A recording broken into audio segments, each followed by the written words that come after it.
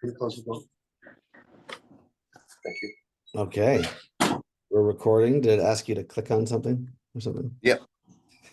All right, sweet. Well, this is awesome. Well, hey, Chris, here we are starting this convo we were talking about having and, sharing it with our Ko-Fi community and others that are interested. Basically, you know, I guess I can introduce myself and then you can introduce yourself, like purpose of the conversation or whatever. Just Nice. which I hope we have many more. But yeah, I'm Joel Mason. I'm been a kind of alternative economy designer for 7 years or so, with a number of different groups, Space Agency, the Sphere, places based in Europe. Yeah, looking for new economic solutions, oftentimes based on approaches to kind of mutual credit or non-zero sum economic systems. And went to a collaborative finance gathering in Austria like a year ago, right? Like almost Yep, May. yeah, in May, so a little bit. And I met Chris, and there's all sorts of great practitioners there, from digital infrastructure to grassroots. And Chris Hewitt runs the Hudson Valley Current in the Hudson Valley in New York State. And I was just so into both the way he could kind of express why he was doing what he was doing, but also that he was kind of located in a place, and making it happen, really kind of taking the ideals and the theories that we're designing and really kind of where the rubber meets the road and hitting all those really, really instructive potholes along the way, which we need to hit in order to be able to design better. Right. And so, yeah, you're welcome. Yeah, he's just a really nice, cool guy. And so now I'm looking at I'm starting a few businesses in Bangor, Maine, to kind of be some linchpin businesses in a complementary currency environment, kind of based on what Chris has done. And so I reached out to Chris to be like, can we talk so I can like learn more from what you've done? Because I basically am like inspired from what you are doing, that I want to be able to start like, like the receivers of last resort, start a pizza business, a gardening business, and grow it from there. So that's Yeah. the basis of how I got in touch with you, Chris. But maybe you want Awesome. to, yeah, say something about Nice. yourself. And yeah. Sounds good. I'm Chris Hewitt. I'm the director of the Hudson Valley Current. And over the last 10 years, I've learned that the Hudson Valley Current has its own mission. It's an economic development nonprofit that keeps money local and strengthens Main streets and shares the abundance that's all around us. So as a nonprofit, we have a mission to keep money local. And so one of our primary projects is the Current. One current is worth $1. It's a mutual credit system, and we launched it in 2014. Over 1.3 million currents have been exchanged since then. And over time, I learned about building those engines that you're talking about, the businesses that can keep the currency moving. So since the beginning, we've had a publication. It was originally called Country Wisdom News when I donated it to the Hudson Valley Current. And then we changed the name to fit the mission more to Livelihood. So Livelihood was all good news about local economy, strengthening the economy, main streets, recipes, food. And then when we got our headquarters here in Kingston, right in Midtown, we launched our third project, which is called Tilda's Kitchen and Market. And so now it's a restaurant, a grocery, catering facility, and I call Midtown. And then we changed the name Livelihood to Midtown Lively. So we have a much deeper focus on Midtown Kingston. And even though we have 400 members in 3 counties, we've decided over time, because we learned at conferences and through network analyses and different studies, that we were the user of last resort with our publication. When I learned that in a conference, the Ramix conference in Japan in Takayama, then I launched a catering company because I wanted food to be the user of last resort. So now we have a publication and food that are users of last resort. And I call them undercurrents because the current is so hard to understand. We needed undercurrents for people to see it in action. So every day now the restaurant is busy. We just finished up a huge catering job doing 100 meals every day for a nonprofit. And so that has turned the current into an engine where 25,000 currents are being exchanged every month. So and maybe I can ask just in that example. So what does it look like for Tilda's to get a catering job like this one that you just got? What does the current, how is the current used in that job? So the beauty is they don't have to use currents. So I think last year, 33% of our income, or the last quarter of 2023, 33% of our income here was currents, which Hmm. means the members have a real easy way to use the currents now. But it was Catholic Charities. I don't know if you've heard of that nonprofit, but Yeah. the county here contracts with them to run the warming center for the homeless population in Kingston. So anytime it gets below 35 degrees, the center is activated. And at some point this winter, it became activated on a daily basis. So Catholic Charities has a dollar budget.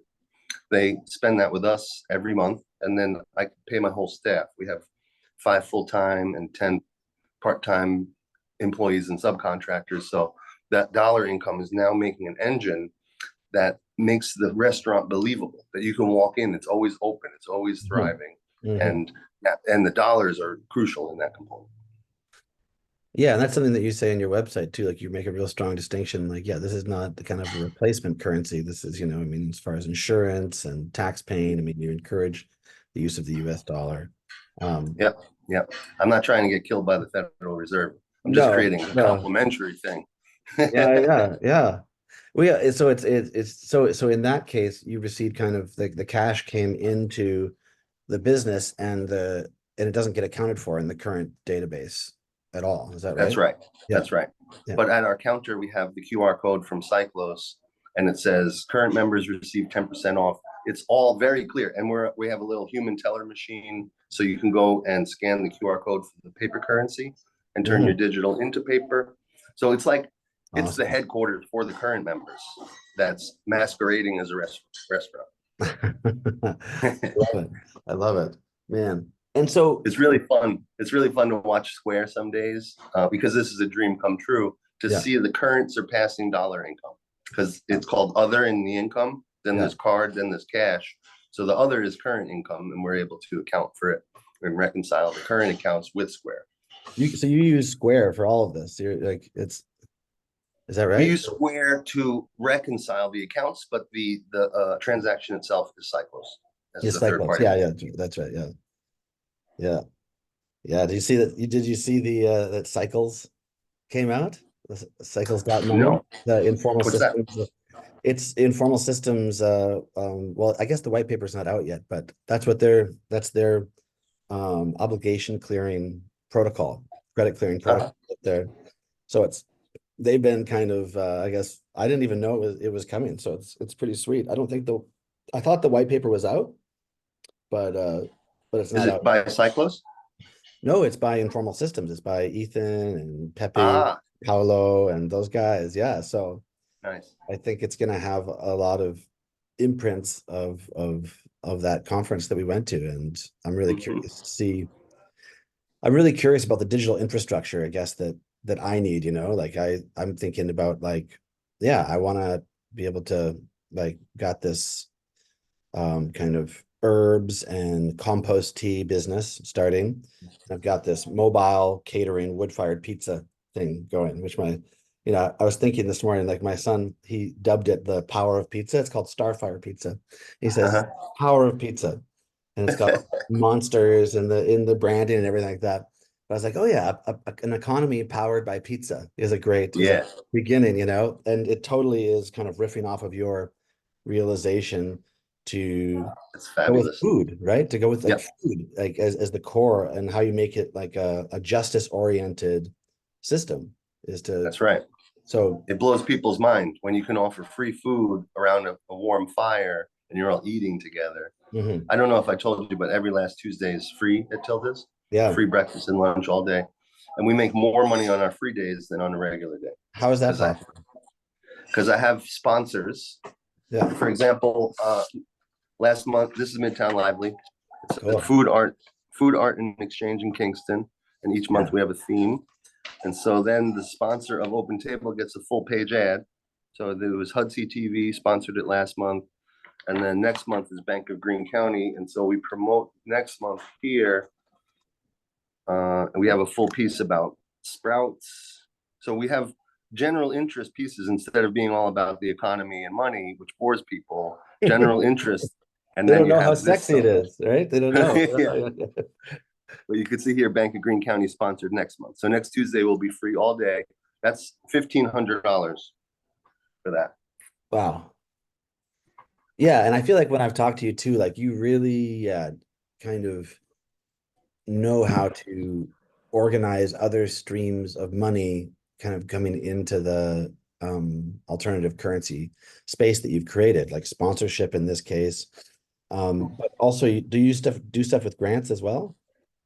Yep. Last year we got about 400,000, well, 300,000 in foundation funding and 100,000 in government funding. Yeah, yeah. And then every year then you're that you keep going, it's like that's you're kind of building that reputation, I guess, and they want to fund you again, and you've got these deliverables Exactly. like that. Yeah. Yeah. In 2014, we were 97% reliant on grant funding. And last year it was only 54% grant funding. Wow. So the Wow. foundation loves us. We make their money look good. Yeah, yeah, exactly. That's incredible. And so how did you do that? The ramping up. Yeah, how did you get to like less and less relying on grants? I think that is one of the core motivating principles of a lot of alternative economy movements. They don't want to be, because a lot of the nonprofit space is just kind of the weird, not healthy cycle of relation to grants, right? And we need, That's right. and the foundations try to say, oh, we want to see you weaned off You the, need sustainability. yeah, well, but their very structure is like, come back to us, come back to us, come back to us. So I think so many of us are looking for ways to move into I guess an actual economic where we have our own economic engine. So yeah, how did you make that move over 9 years, I guess? Yeah. Well, I work with a senior advisor on a weekly basis. So I always recommend people take classes and develop themselves as a leader. This is Global Center for Social Entrepreneurship. I spent 4,000 currents on a week of really intense education called High Impact Social Entrepreneurship. Hmm. And that week changed my perspective as a business person. I realized then that I grew up raised by capitalist cutthroat entrepreneurs. Mhm. And I was always so proud of them until I realized, oh, they were mean. And so I've had to learn how to not be that old capitalist. And I've been trained on slowing down as a nonprofit leader because my advisor always says, slow down in order to speed up. I used to always leave people behind. I make so much progress and make it so quickly. Yeah. I leave behind people who could be on my board. I leave behind the staff, whoever Mm. can't keep up. So through different trainings, I learned how to diversify revenue because I wasn't a nonprofit leader. I was running a really big gardening company before the current started in 2014. And then because of my volunteerism in pizza, because I grew up making pizza, Hey, almost every event around here, people ask me to make the pizza. So I'm is that always at right? events doing free pizza. And so back in 2013, I was at an environmental festival making free pizza for people. And the foundation that is now very established in Kingston, the Novo Foundation, they were just making inroads in 2013 and they were approaching people who were doers. And I was publishing Country Wisdom News at the time. I had a gardening company. I was making pizza. I was in the government and the environmental commission. And so Right. they said, we would like to pick your brain. Well, it's not a great saying, but we would like to get your feedback on what this area needs. So they gave me like an opportunity to give them 3 different business plans I was working on. One was called the Accord Community Hub. It's the town I live in. Mhm. And it just wasn't exciting enough for me, but I had this white paper written about a local currency already. This I started working on in 2010. And by 2013, the business plan was pretty well developed. I shared that with the foundation and I got $300,000. That Awesome. was the first grant, but it had to be spread out over 3 years. And Mhm. so at that time, I was a very new director as a nonprofit leader. Mhm. So I was thinking a lot like an entrepreneur. I made my board angry all the time by doing things too quickly. And then by year 2, I started getting trainings. And then I learned about how to diversify revenue in nonprofits and how to ratchet my earned income versus my contributed income. So now we have contributed in individual donations, annual fundraising dinners, government giving, foundation giving, and board giving. And then my earned income is advertising for Midtown Lively, sponsorships, catering, and over-the-counter sales. Cool. And when you say ratchet, you just mean increase that part? Yeah. Yeah, but also you leverage one grant against another by saying to the city, we just got a $25,000 grant from this foundation for economic development. Mm-hmm. Do you have funding? And then because you just got a better reputation from that 25,000, they'll be nicer. Yeah. And then so it's part of the phases of fundraising. And in that case, it's kind of like the research phase to see if the city will give money.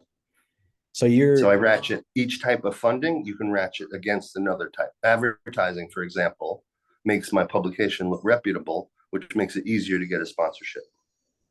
Yeah, that's such a smart thing to be like, oh yeah, we'll give you, because it has a readership. So it's like, we're going to give you free advertising if you donate. So we make this thing possible. And then you make these cycles, It's amazing, right? Yeah. We publish it anyway. It's going to come out no matter what.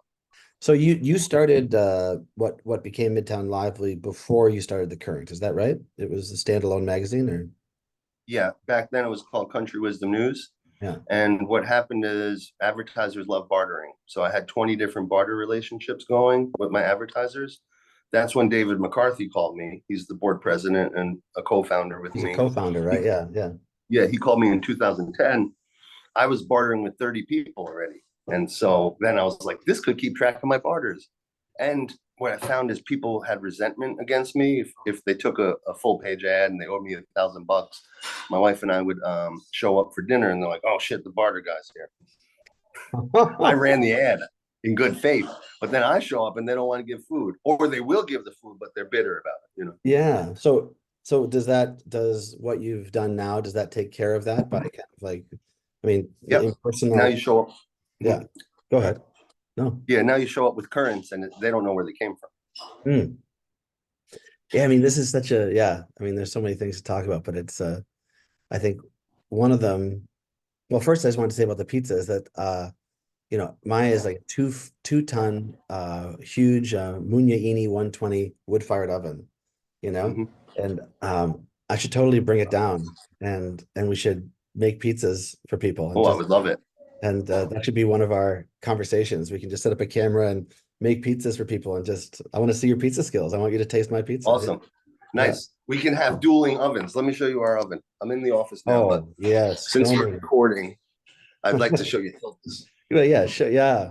So cool. I have whiteboards everywhere. We do a lot of brainstorming. And then we have our grocery and my whiteboard here that helps us understand our different projects. I also have a background silhouette of the city of Kingston so we can brainstorm on the map. Love it. And then the restaurant is through here.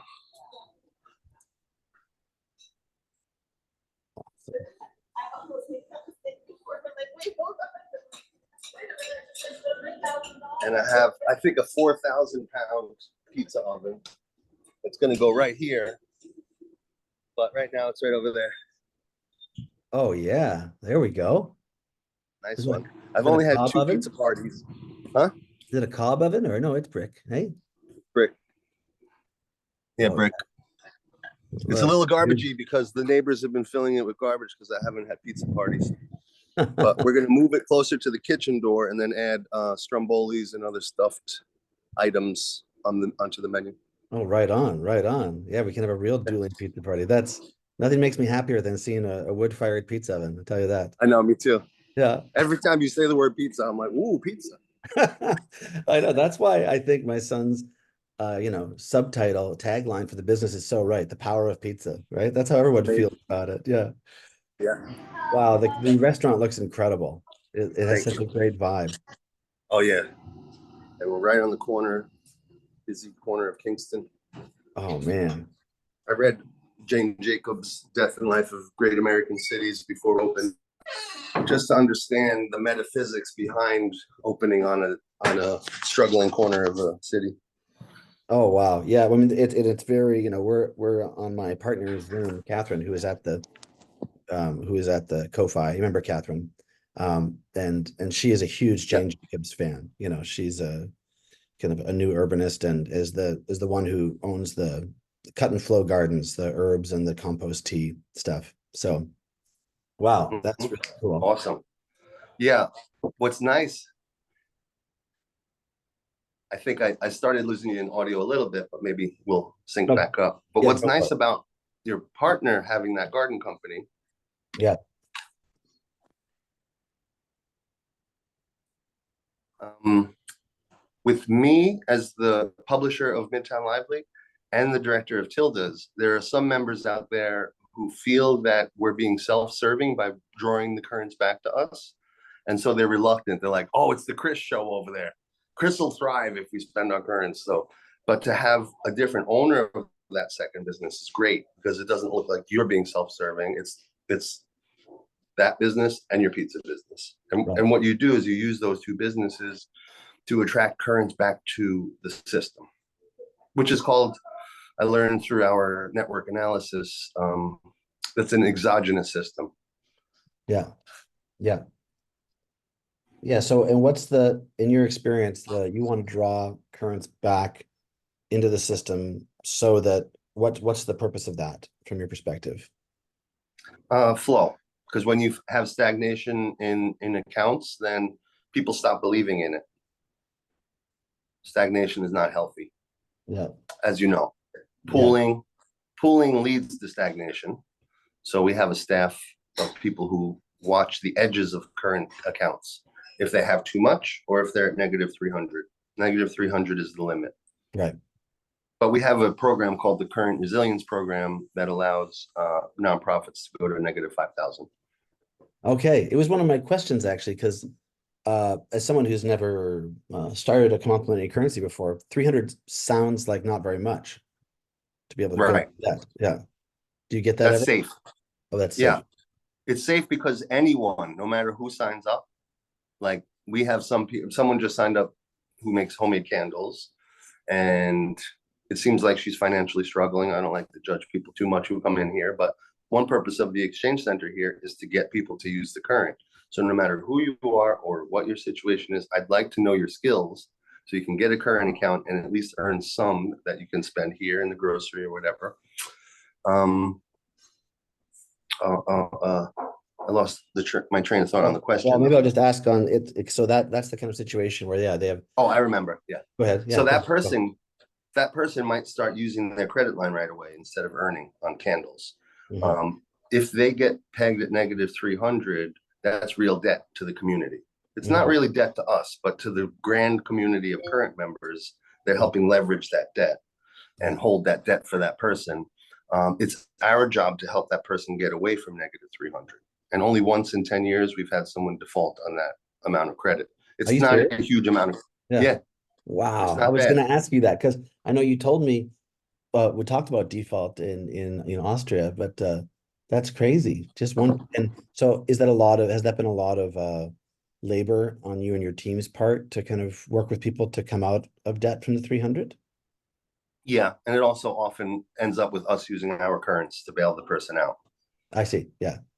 and in a friendly community way. Like, oh, okay, you're making candles, but I like your art. Let me buy one of those pieces for 50 currents.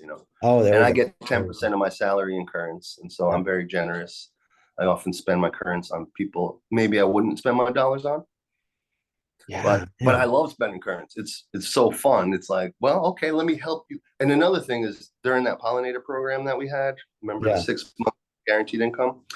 It wasn't based on poverty. So I'd say only two of the participants was actually below the average median income, which meant the others became very generous with their stipend. And Hmm. at one point, one of the pollinators paid off two other accounts who were in debt. Oh, He used wow. his own generosity to pay off people who were stuck at negative 300. Yeah. Wow. So I that's mean, the thing. that's the kind of thing we have these other behaviors that come out of these different currencies that we're interested in. Like even the other day, uh, two of my boys, they were going to get a toy because they did really well at something that I really value, and uh, and then one of them didn't have enough money to get this add-on part that would have made the whole thing work, and so then the other boy chipped in some of his money, So and sweet. then the following day, the other boy, I wanted to one never wants to buy anything for anybody. It's like, I want to get this for you to help you. So now they're in So this sweet. weird loop where they're like, oh, well, Who owes who? yeah, if you buy this for me next time, then I'll get that. They're like planning their generosity, Wow, that's you fun. know, That's and powerful. it expands. It's an Yeah. engine, you know. Hmm. It's Uh, like fractional reserves, but on the community level. yeah. Yeah, so the pollinator program, I think it's 15,000 currants and 250 currants per month per person. Yeah. Is that right? Yeah. And that's kind of like a basic income kind of program idea. And that's is the purpose of that is also to another purpose to increase circulation. Is that right? Yeah. And each month from the launch to the wrap up in March, they came to a dinner that we hosted. They got free dinner. We would all have conversations. They got a little pollinator booklet and criteria when they started of what they needed to do on Broadway. This is Mhm. we're on Broadway here in Kingston. Yeah. And they needed to go talk to 4 business owners. They had to go get a business card each month. And so to show us they were spreading the word about the current, they were Yeah. also required to withdraw a certain amount of their digital currents into the cash realm and give out currents, or at Oh, least try to spend them. If like we got a barber who signed up because one of our pollinators brought the cash and they're so beautiful, it's hard to say no. So the barber now takes currents and he comes in and eats all the time over here. oh wow. The local laundromat signed up because of the pollinator program, and now they take the cash currents that are coming in and give them to homeless people. So we see currents coming in with homeless people. It's really fun. Wow. Amazing. So maybe I'll ask you another question and then we can call it for today because I mean there's so much to talk about that if we keep Mm-hmm. it shorter, then I feel like I can ask you to do it again sooner. Is that That sounds true? great. Yeah, yeah, yeah. We can make episodes. Yeah. So I just wanted to ask you too, like what is your what do your days look like? I guess like your what do you focus on, when you're running a community currency and you're running restaurant and you're running magazine, like Mm-hmm. what are your and I'm looking at, yeah, I want to start community currency. I want to run the pizza place. I want to help my partner run her gardening business. Yeah, yeah. That sounds like a lot. What do you Mm-hmm. what do your weeks look like in terms of your work, where you focus and Well, I think one thing that I liked about Matthew Slater, is that his name? yep. Slater. Yeah. I forget his last name sometimes, but he said that the current could be the most innovative local currency in the world because of the way we've hybridized models. And also, when we were interviewed by the Department of Financial Services in New York State, they grilled me for over an hour with their lawyers. And Yeah. I had my lawyer with me on my team. And after an hour, they said, "Thank you for everything you're doing in Kingston." I was so nervous the whole hour because they were really poking holes in our model.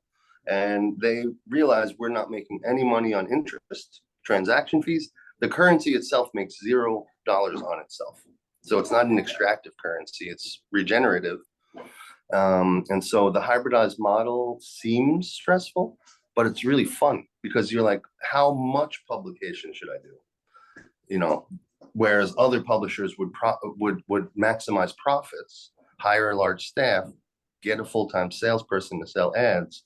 But I'm seeing the ads as opportunities for current members. Everything is about the current. So for me, it's like, how do we move currents? I'm not tricking people by having a restaurant, but I'm making them comfortable. I got so tired after 6 years, I finally hired a sales coach. Why don't people listen to me? Because I was explaining dollars, I was explaining money for 6 years until by year 7, the sales coach taught me to only talk about the benefits, that it shifts the narrative around money. It's hyper local because it's guaranteed to stay in our economy. It's innovative because everyone who uses it is a trailblazer, and it saves money because there's no interest or transaction fees. So now I focus on the benefits of the currency. And that took me 6 years to learn. Amazing. Instead of like, people should wake up and understand money. Well, I'm like, who Yeah. cares if they don't understand money? I know, like, and when we go to these conferences, it's like there's definitely that sense of like, in a great way, that desperation. People that we're all talking about money to people all the time, and then we're together, people that actually don't want to hear it. Everyone's so, Yeah, it feels awesome. yeah, it's like, whoa, you like what I'm saying about money? Wow. Um, wow. So, and Yeah, I can keep talking. yeah, when you say hybridized models, what is it that you mean there? Like, if you can, maybe I'll just tag that one on. Like, I mean, like this publication. And the reason I said that any two businesses could leverage the currency yeah, is I'm a publisher and a restaurateur. I'm good at those things. So I can publish a magazine every month, no problem. yeah, And the back page promotes the Hudson Valley Current and our market, and all of our members are on the back page. I'm using the most prime real estate in advertising to promote our concepts. This is our sponsor from the open table, right? These people paid us currents. This person paid me dollars. This person paid me currents for advertising. So they all serve each other. That's what I mean by the hybridized model. Then this is just a way to ask our community, get input. Every month we have this Midtown Talking, hmm and that's easy to do. You can always ask a couple of customers questions and publish if yeah, you're a publisher. I'm not saying you should have a publication, right. but most people could do an e-blast, and so then we have the general interest piece. Then we have this spread. We explain mutual credit, and we explain one cycle of flow in the current. So it's our subtle Awesome. way of Yeah, educating the community. yeah. Very subtle, underhanded. Chris Hewitt, And then underhanded, undercurrent, you know? Yeah. right. Then we have one feature of one member per month. So we don't overwhelm people with membership. This is just one farm. Yeah. And we feature a member. That's a benefit of membership. So they're serving each other. Then the events are mostly about members. That's awesome.